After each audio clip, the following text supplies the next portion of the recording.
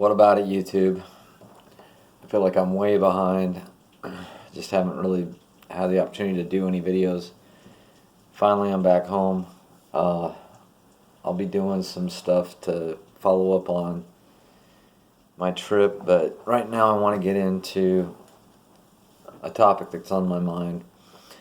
After watching E. Michael Jones talk to a crowd of Catholics just now, and I mean, this was on my mind before, but after listening to these guys, they're all Catholics, how they talk amongst each other. And then, like I said, this is a video that was in the works anyway in my mind.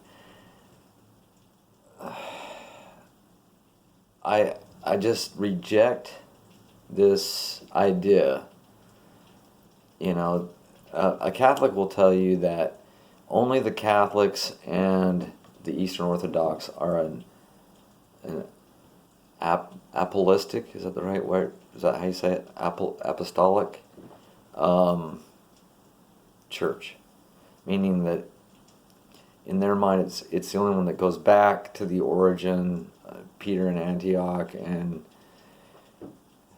therefore can only be legitimate. And then, you know, I don't disagree with E. Michael Jones' criticisms and narrative, how he explains the Reformation. But I reject this idea that the church is the thing, is the way, is the gateway.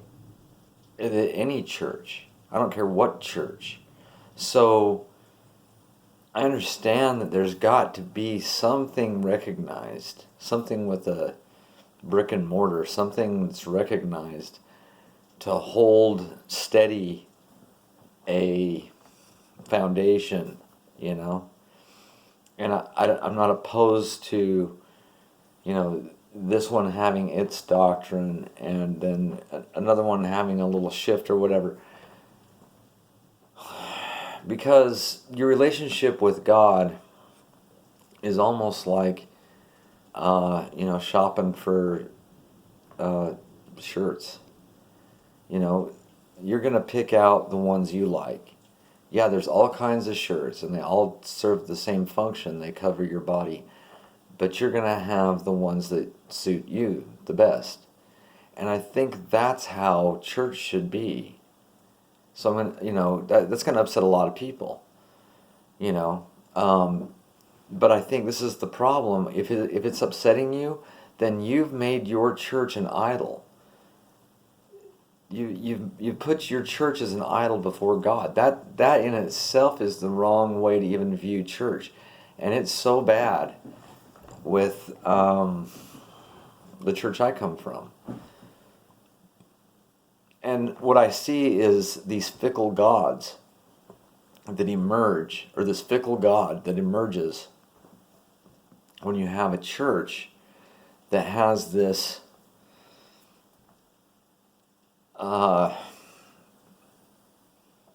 we're the way about it, you know. If your church says that this is the only way to get to the highest heaven, or whatever you want to call it, right?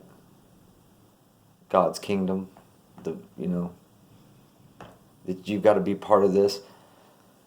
I think that it's heresy. I think that's heresy, absolutely. Okay? There's a lot of factors that go into what church you might choose. So let's say I lived in Salt Lake. Let's say I lived in a neighborhood. I wouldn't want to live in the one I grew up in now because it's turned to hell. But let's say that there was a neighborhood I could find in Utah to live in. I would very likely belong to the Mormon church if I had a family. For a lot of reasons, because I'm going to be able to network with the neighbors and the locals easily, right? I'm not going to have any roadblocks in, you know, rubbing shoulders and finding work and finding hookups and finding things I need and whatever, okay? My kids are going to be involved with the predominant thing going on. Nice. So they're gonna grow up with, they're gonna be like normal to the crowd. Like they're not gonna be the oddball. They're gonna have like activities and things and friends and social stuff that makes it easy for me as a parent to, bring them up with certain values and bring them up socially mature, for their age, to be able to develop, in tune with their age. So there's all kinds of reasons that I might want to be a Mormon, right? There. Not here. No. So out here, yeah, you've got so many choices. I mean, I found one that I like all right now, and it's not like I feel like I need to attend all the time. I don't feel like everybody needs to come join this church, and I don't feel like that church is saying everybody needs to come join our church either. They just are promoting Jesus and love and his values, and they teach straight out of the Bible. And, somebody might say, well, it's not signed off by the Pope or something. I don't care, And, E. Michael Jones will tell you, like, okay, so you make a big mistake when you have this idea that everybody can be their own interpreter of the Bible. Okay? Well, what's the other choice? That only one guy gets to tell you what it is? And you have to trust him? Really? Oh, because he's what? The vicar of Christ? Really? Come on, man. He's a man, just like I know he's a man that makes mistakes. I'm going to think for myself, dude. And I think that's what God wants. Okay? This is again ties into other videos I've made, and I think it's so fundamental. And I don't think the words give it enough meaning, but you didn't exist. In my mind, in my belief, you didn't exist until your parents chose to have sex and create you. At that moment, you were introduced into God's plan. You have to realize then that this is like a game of craps where, the dice just keep rolling. Like, God just threw the dice out there. Yeah, he knows all the possibilities and all the probabilities. But you were not brought into his plan until your parents made that free will decision to take their godlike powers of procreation, of making life. Like I don't think anybody, like, if you can understand what I'm saying, you'd like totally, like, no way could you like go for abortion, because you're realizing like that God, gave us this incredible power to create life. In doing so, introducing another being into his plan. And then all the responsibility now that you have, right, to care for and bring that child up to know him, because that's the whole game. So, like, if you, if you're not, like, if you're selfish and if you're selfish and if you're proud, which a lot of us are, and I have been in my life, you're going to miss the boat, You're going to miss the boat, and you're going to be held accountable. And it's another thing, like this whole idea. I was even talking to somebody not too many weeks ago about, they think that the worst person, Jeffrey Dahmer, on his last breath can say, "Save me, Jesus, forgive me for my sins," and he's good. I'm like, there's no way. There's no way. There's no way. There's no way. There's no way you will allow yourself into God's kingdom. Forget about what God is going to say about it. There's no way you will. You can't stand before God's kingdom after living a life like that and say, yeah, I'm good, and go marching in there. You just... Okay, so I'm starting to wander on this video. I don't know if I should break this up. Let me continue a little longer here. Okay, so this is what I think, all right? I think that if I was to teach a young child, or if I was to whatever, be asked the question like, why do you think this is all going on? It would be this, that God is unknowable, okay? God's unknowable, but God has an immense amount of love. And God is somebody who is lonely and bored. So God decided that he wanted cool people to hang out with. He wanted people he could trust. He wanted people who he would enjoy knowing.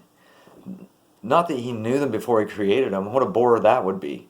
But he can get to know you as a person, as a soul, as a being who makes choices and has all these things. He knows what you're up against. But it's through your choices that he knows you. So these are all of these choices, all of this free will going on in real time. It's all God realizing who you are and knowing who you are. And he's not surprised by any of it, but he's enriched by it.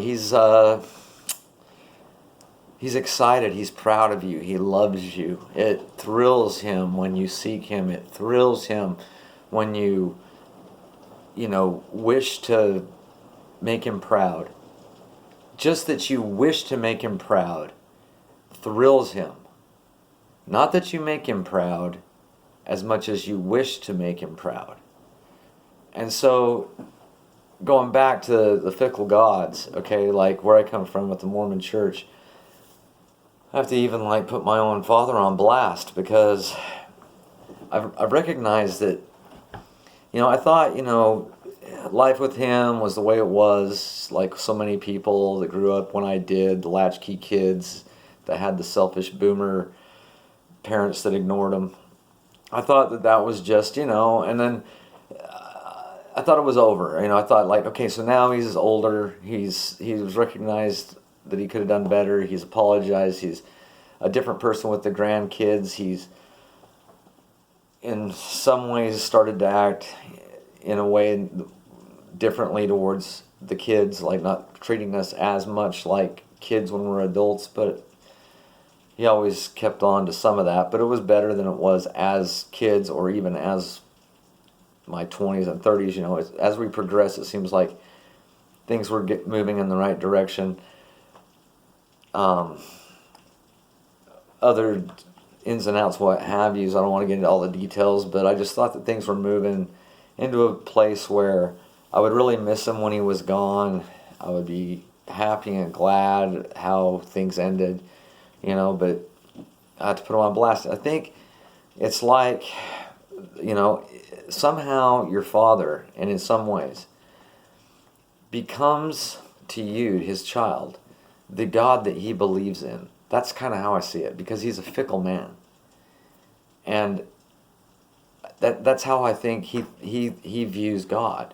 And I think it's because of the Mormon church that he got there.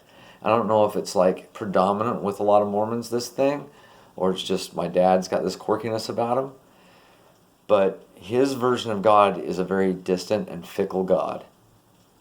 You never know when he might decide to just pull the rug out from under you.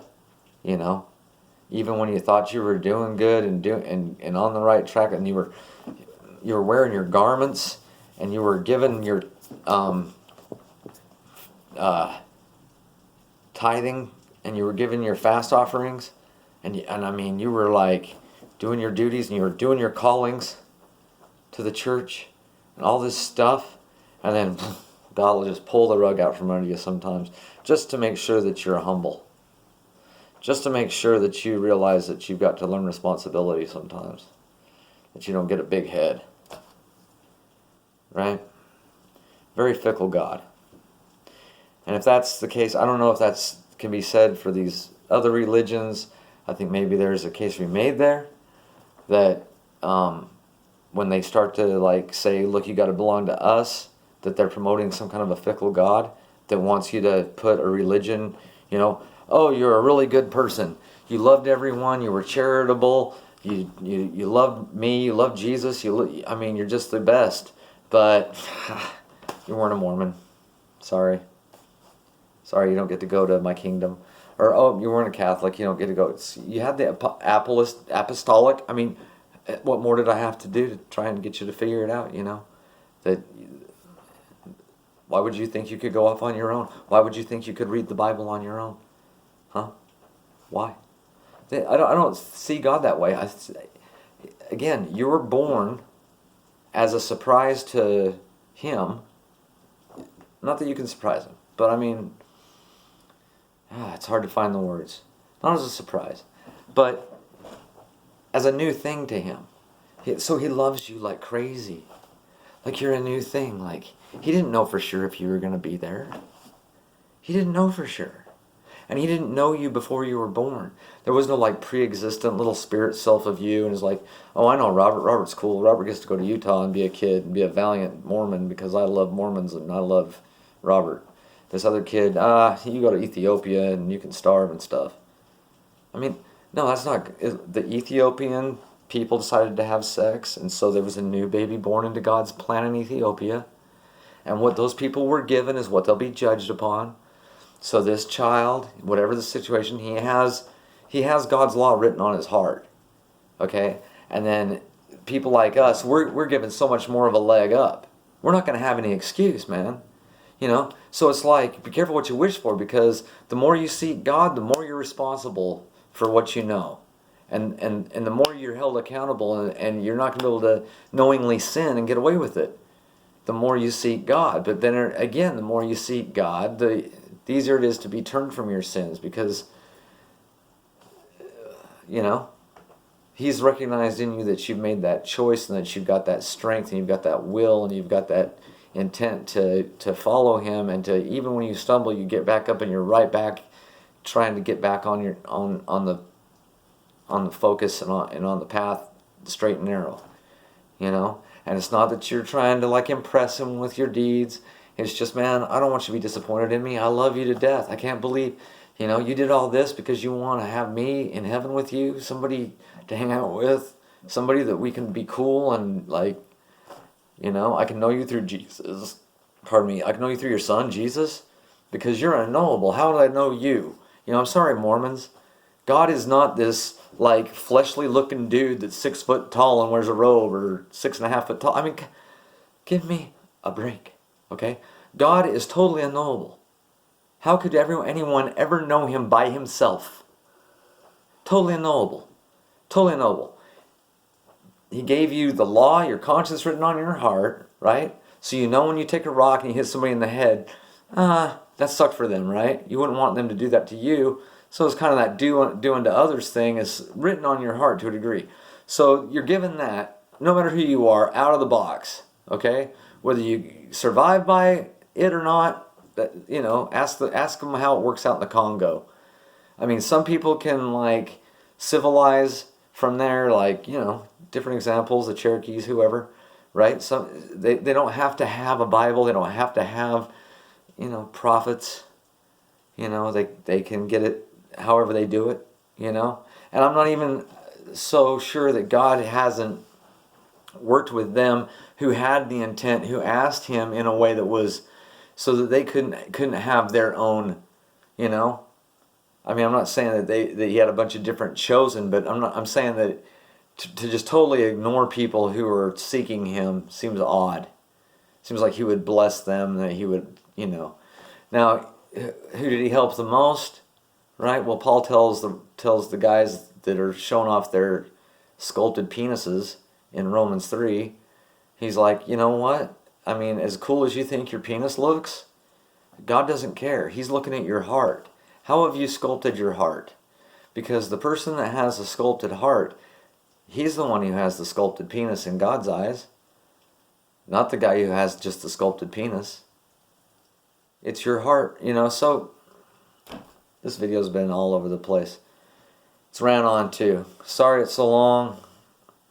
Can't believe it if you made it this far. I'm trying to catch up though, and love you. Have a good one.